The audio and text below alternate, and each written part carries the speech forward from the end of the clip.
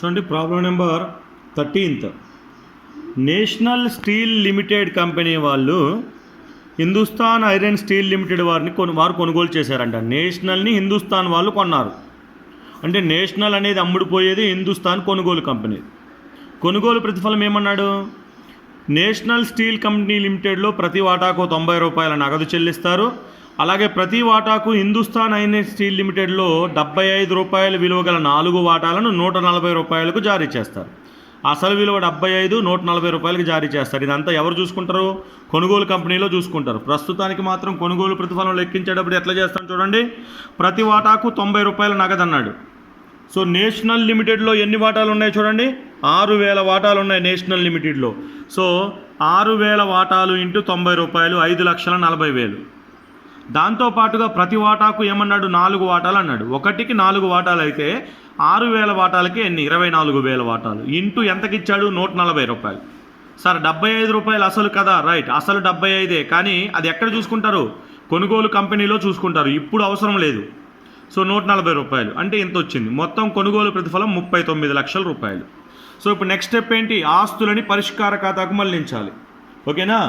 ఆస్తులను పరిష్కార ఖాతాకు మళ్లించాలి. చూడండి ఒక్కసారి ఆస్తుల వైపున మనం వదిలేసే ఆస్తులు ఏమైనా ఉన్నాయేమో చూడండి. ఫస్ట్ భూమి భవనాలు తీసుకుంటాం, ప్లాంట్ యంత్రాలు, ఫర్నిచర్, పేటెంట్లు, కొనసాగుతున్న పని, సరుకు నిల్వ, రుణగ్రస్తులు, నగదు, ఇవన్నీ కూడా తీసుకునే ఆస్తులే. మనం ఏ ఆస్తులు వదిలేస్తాం? కల్పిత ఆస్తులు. అంటే ప్రాథమిక ఖర్చులు కానీ, లేదా వాటాల మీద డిస్కౌంట్ కానీ, లేదా లాభ నష్టాల ఖాతా డెబిట్ నిల్వ కానీ, ఇవి తీసుకోము. ఈ ఆస్తులన్నీ తీసుకుంటాం కాబట్టి డైరెక్ట్ ఈ ఫిగర్ని నేను తీసేసుకుంటున్నాను. ఓకే, ఆస్తుల వైపున డైరెక్ట్ ఫిగర్ని తీసుకుంటున్నాను. 2 వివిధ ఆస్తులు 45 లక్షలు అంటే మొత్తము ఆస్తులు తీసుకుంటున్నాం. మరి అప్పుల వైపుకు రండి. అప్పుల వైపున ఏమేమి ఉన్నాయి చూడండి. బహిర్గత అప్పులలోకి వచ్చేటప్పటికి రుణదాతలు ఉన్నాయి, కార్మికుల సేవింగ్స్ బ్యాంక్ నిధి ఉంది, డిబెంచర్లు ఉన్నాయి. ఇది కార్మికుల నష్టపరిహార నిధి కాదు. కార్మికుల నష్టపరిహార నిధి అంటే అది వాటాదారులకు సంబంధించింది. దాంట్లో ఏదైనా స్పెషల్గా మెన్షన్ చేస్తేనే, కార్మిక నష్టపరిహార నిధిలో ఎంత అమౌంట్ కార్మికులకు చెల్లించాలి అని చెబితేనే అది ఔటర్, బయట వ్యక్తులకు చెల్లించే అప్పు. కానీ ఇది కార్మికుల సేవింగ్స్ బ్యాంక్ అంటే కార్మికులు పొదుపు చేసుకున్నారు కాబట్టి డబ్బంతా ఎవరిది? కార్మికులది. అయితే మనకిక్కడ హిందుస్థాన్ ఐరన్ లిమిటెడ్ వారు డిబెంచర్లను మాత్రమే తీసుకున్నారు, మిగతా అప్పులేమీ తీసుకోలేదు. ఓకే, వాళ్ళ ఆస్తి అప్పులు తీసుకున్నారు అని ఎక్కడా చెప్పలేదు చూడండి. వ్యాపారాన్ని కొన్నారు, అప్పులను తీసుకున్నట్టుగా ఎక్కడ మెన్షన్ చేయలేదు. కాబట్టి వాస్తవంగా అయితే రుణదాతలు పరిష్కార ఖాతాకి మళ్లించాలి, సేవింగ్స్ బ్యాంక్స్ కూడా పరిష్కార ఖాతాకి మళ్లించాలి. బట్ ఈ లెక్కలో వీటి గురించి ఏమీ చెప్పలేదు కాబట్టి ఇవి తీసుకోవద్దు. కేవలం ఇక మళ్లించాల్సింది ఒకటే, అదేంటి అంటే డిబెంచర్లు బై డిబెంచర్లు. ఎంత ఉన్నాయేంటి? 6,50,000. రైట్నా? వాడు కేవలం డిబెంచర్లు మాత్రమే తీసుకున్నట్టు చెప్పాడు. హిందుస్థాన్ ఐరన్ లిమిటెడ్ వారు 10% డిబెంచర్లను జారీ చేయడం ద్వారా ఇది పాత డిబెంచర్లను 10% ప్రీమియంతో విమోచనం చేస్తున్నారు అన్నాడు. అంతే. కాబట్టి డిబెంచర్లు ఒకటే తీసుకున్నాం. ఇక ఏవైతే తీసుకోలేదో అవన్నీ కూడా ఎవరికి మళ్లించాలి? వాటాదారులకి మళ్లించాలి. అవునా? సో వాటాదారులకి ఏమేమి మళ్లిస్తాం చూడండి. బై మూలధనం. ఓకే, ఎంత మూలధనం ఉంది? 30 లక్షలు. నెక్స్ట్ తర్వాత బీమా నిధి. నిధులన్నీ కూడా ఎవరికి మళ్ళిస్తాం? వాటాదారులకి 65,000. తర్వాత రిజర్వ్ నిధి ఇది ఎంత? 2,75,000. తర్వాత లాభ నష్టాల ఖాతా ఇది 60,000. ఇవన్నీ కూడా వాటాదారులకు మళ్ళిస్తాం. సార్ మరి రుణదాతలు ఉన్నారు, రుణదాతలతో పాటు కార్మికుల పొదుపు నిధి ఉంది, అది ఏం చేయాలి సార్ అంటే అది వాటాదారులు తీసుకోరు. అది మనం ఏం చేస్తామంటే చెల్లించేస్తాం డబ్బులు. అంటే చిట్టాపద్దులు రాసేటప్పుడు స్పెషల్గా ఒక చిట్టాపద్దు రాసుకుంటాం. ఓకేనా. ఏ అప్పులైతే కొనుగోలు కంపెనీ తీసుకోలేదో ఆ అప్పులను చెల్లిస్తున్నట్టుగా మనం చిట్టాపద్ద ఎక్స్ట్రా రాసుకుంటాం. ఓకే, అయిపోయింది.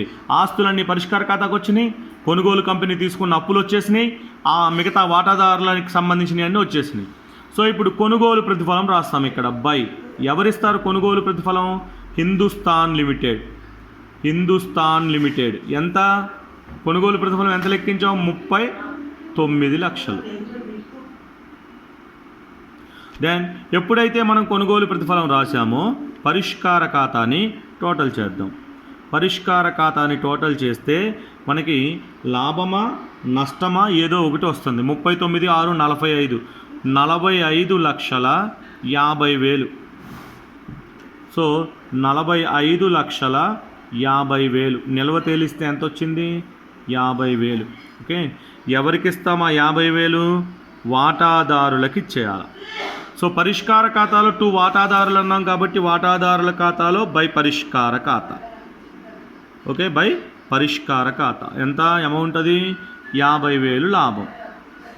రైట్నా. సో ఇప్పుడు వీళ్ళకి ఏం చెల్లిస్తాం? ఏ రూపంలో వచ్చింది అనేది తీసుకుంటాం, నగదు. ఓకే, మనకి కొనుగోలు ప్రతిఫలం ఏ రూపంలో వచ్చిందో అది వీళ్ళకి ఇచ్చేస్తాం, నగదు 5,40,000. అలాగే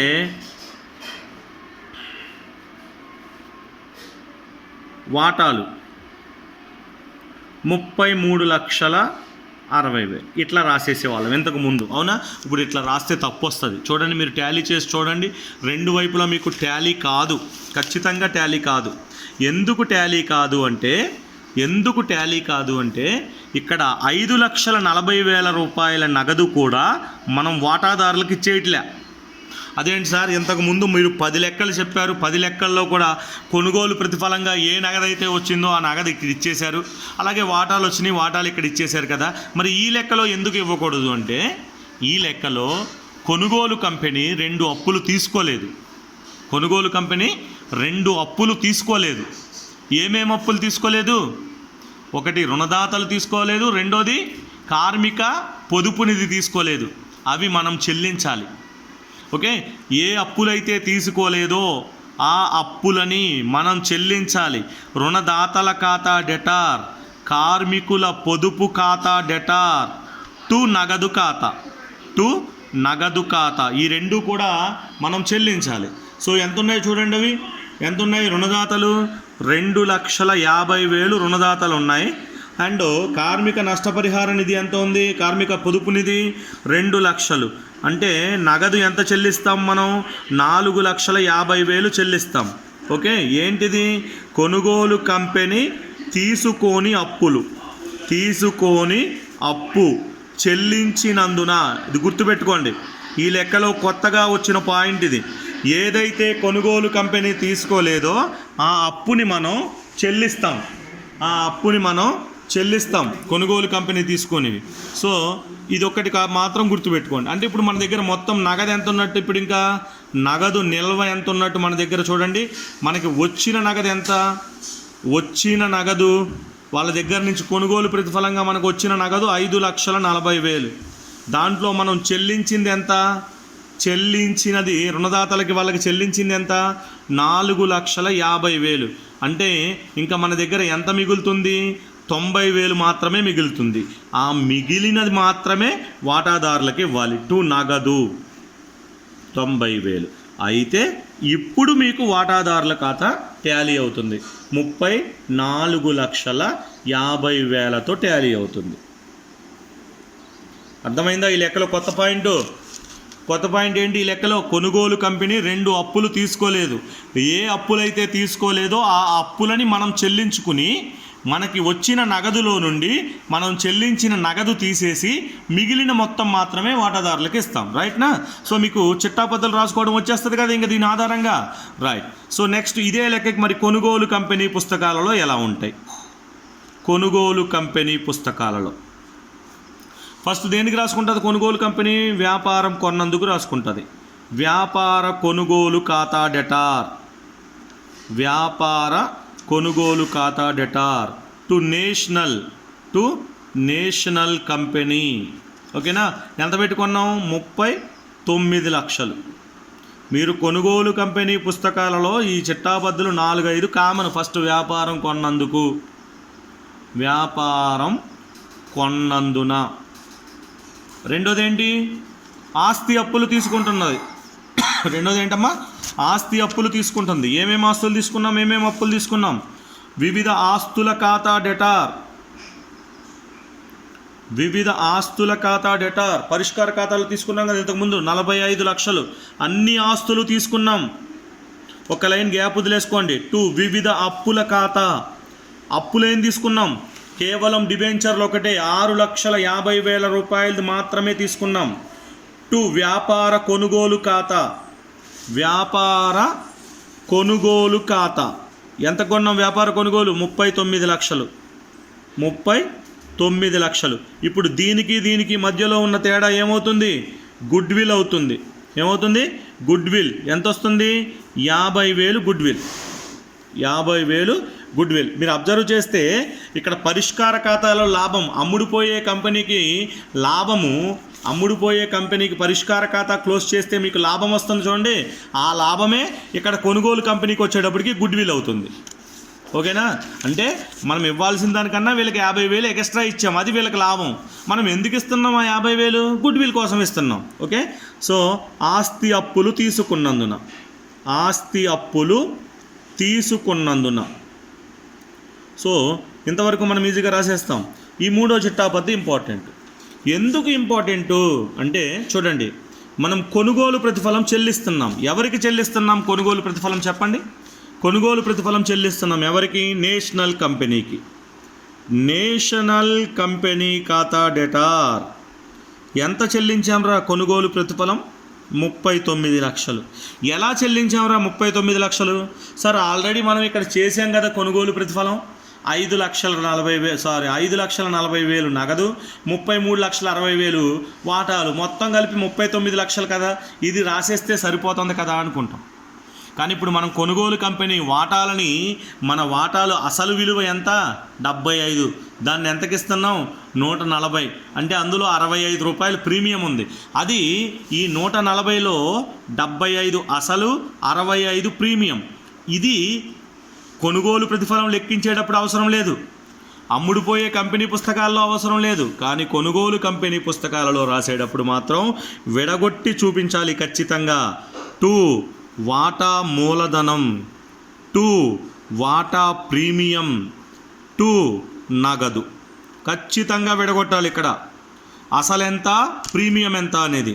సో మనం ఇచ్చిన వాటాలన్నీ 24,000 వాటాలు ఇంటూ అసలు 75, 24,000 వాటాలు ఇంటూ ప్రీమియం 65 అండ్ నగదు 6,000 వాటాలు ఇంటూ 90 రూపాయలు. 6,000 వాటాలు ఇంటూ 90 రూపాయలు. సో ఎంత వస్తుంది టోటల్? ఇప్పుడు ఇదేమో 18 లక్షలు ఇది, అలాగే 15,60,000 ఇది, 5,40,000 ఇది కొనుగోలు ప్రతిఫలం చెల్లించినందున. రైట్నా? సో నెక్స్ట్ తర్వాత డిబెంచర్లు తీసుకున్నాం. చూడండి, డిబెంచర్లు తీసుకున్నాం అన్నాడు. ఏమన్నాడు? హిందుస్థాన్ ఐరన్ స్టీల్ కంపెనీ లిమిటెడ్లో 10% డిబెంచర్లను జారీ చేయడం ద్వారా పాత డిబెంచర్లను 10% ప్రీమియంతో విమోచనం చేయాలి. జాగ్రత్తగా చూడండి. ఇప్పుడు మన డిబెంచర్లు ప్రీమియంతో ఇస్తున్నామా, వాళ్ళ డిబెంచర్దారులకి ప్రీమియం చెల్లిస్తున్నామా అనేది చాలా ఇంపార్టెంట్. మనం ప్రీమియంతో ఇవ్వడంలా మన డిబెంచర్లు అసలు విలువకే ఇస్తున్నాం, కానీ వాళ్ళకి చెల్లించాల్సిన దానికన్నా ఒక 10% ఎక్స్ట్రా చెల్లిస్తున్నాం. ఓకేనా? సో ఏం రాస్తాం అప్పుడు? చిట్టబద్దు పాత డిబెంచర్ల ఖాతా డెటార్. వాళ్ళకి ఏదైతే ఎక్స్ట్రా చెల్లిస్తున్నామో దాన్ని దేనికి అడ్జస్ట్ చేస్తాం? గుడ్ విల్కి అడ్జస్ట్ చేస్తాం. గుడ్ విల్ ఖాతా డెటార్ 2. ఇప్పుడు మన డిబెంచర్ల ఖాతా. ఓకేనా? మన డిబెంచర్లు 10% డిబెంచర్ల ఖాతా, కొత్త డిబెంచర్లు. ఓకేనా? పాత డిబెంచర్లు ఎంత? వాళ్ళ దగ్గర నుంచి మనం తీసుకున్నది 6,50,000. దానికి ప్రీమియం ఎంత అన్నాడు? 6,50,000 ఇంటూ 10% అంటే 65,000 ప్రీమియం. అంటే ఇప్పుడు మనం కొత్త డిబెంచర్లు ఎంత ఇస్తున్నట్టు? 7,15,000 ఇస్తున్నాం. అర్థమైందా? పాత డిబెంచర్లు ప్రీమియంతో చెల్లింపు. ప్రీమియంతో చెల్లింపు. ఆ ప్రీమియాన్ని ఎక్కడ తీసుకున్నామమ్మా? గుడ్ విల్కి అడ్జస్ట్ చేయాలి. 10వ లెక్కలో 11వ లెక్కలో ఆల్రెడీ మీకు 2 లెక్కల్లో చెప్పాను నేను. ఓకేనా? డిబెంచర్లు అసలు విలువ కన్నా ఎగస్ట్రా చెల్లిస్తే ఆ ఎగస్ట్రా మొత్తాన్ని గుడ్ విల్కి అడ్జస్ట్ చేస్తాం. నెక్స్ట్, ఖర్చులు ఏమైనా ఉన్నాయా? ఖర్చులు ఏమైనా ఉంటే ఆ ఖర్చులు చెల్లించినట్లుగా తీసుకుంటాం. బట్ ఈ లెక్కలో ఖర్చులు ఏమీ లేవు. సో ఇది ప్రాబ్లం.